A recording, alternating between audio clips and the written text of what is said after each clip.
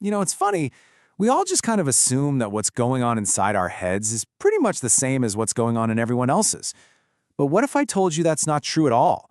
That our inner worlds, our mental landscapes can be radically, fundamentally different. Okay, so let's try a little experiment right now. Seriously, just for a second, picture a sunset. What do you see? You probably got some vibrant colors, right? Maybe the shape of the sun, some clouds. For most of us, something pops up. But here's the crazy part. For some people, that inner movie screen, it's just blank, nothing. The command to picture something literally doesn't create a picture. And yeah, there's a name for this. It's called aphantasia. It sounds kind of dramatic, literally meaning the absence of fantasy. But it's not about being uncreative or anything like that. It's just a very specific thing. You can't voluntarily conjure up images in your mind's eye. Now, you might be thinking this is some kind of on or off switch. You either have it or you don't. But it's not that simple.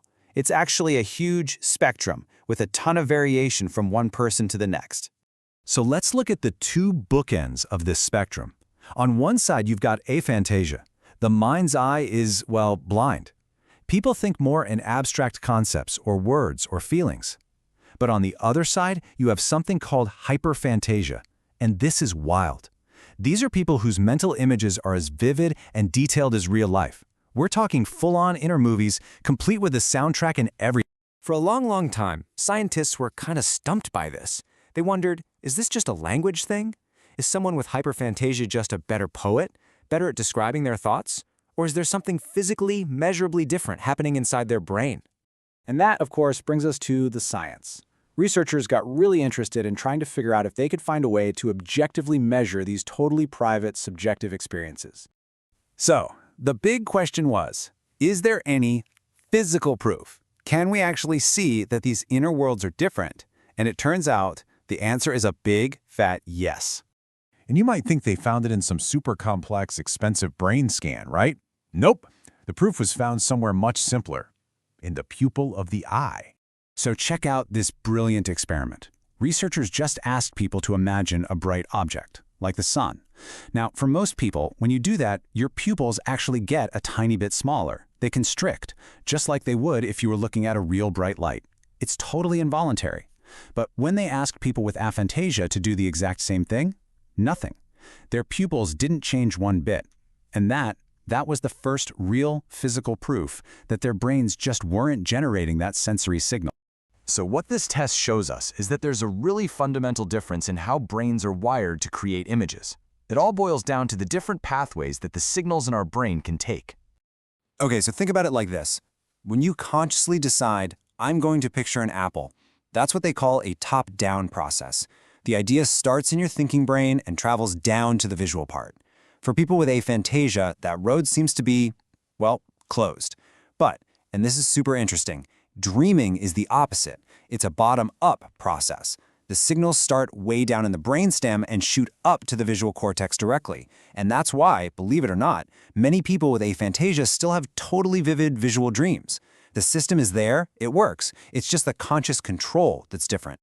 So okay, that's the science. But what does this actually mean for someone's day-to-day life? I mean, how does having a different inner world change how you experience things like memories, emotions, or even just reading a good book? Let's take reading a thriller novel. If you have hyperphantasia, your heart might actually start pounding because you're seeing the chase scene unfold in your head. It's a direct, almost physical experience. Now, someone with aphantasia totally gets the suspense. They understand the plot perfectly, but they experience it more abstractly, without that same gut punch visual reaction. And this gets at a huge misconception we have about memory. We all think of it like a photo album we can flip through, but that's really only one way our brains store the past. I love this quote because it just nails the experience of a non-visual memory.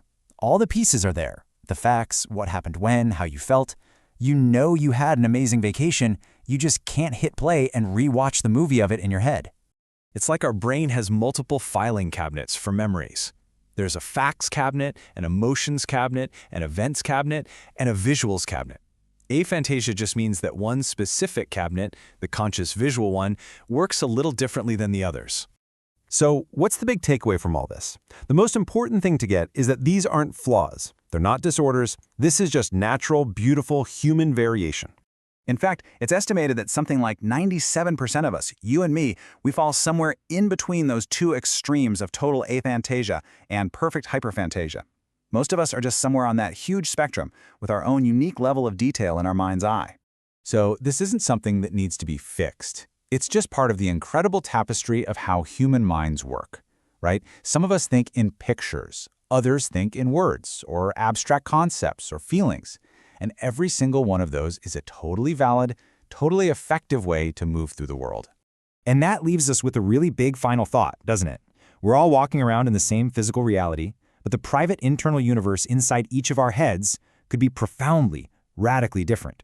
And it really makes you wonder, what other invisible differences are out there, shaping how we all think, how we feel, and how we connect with one another?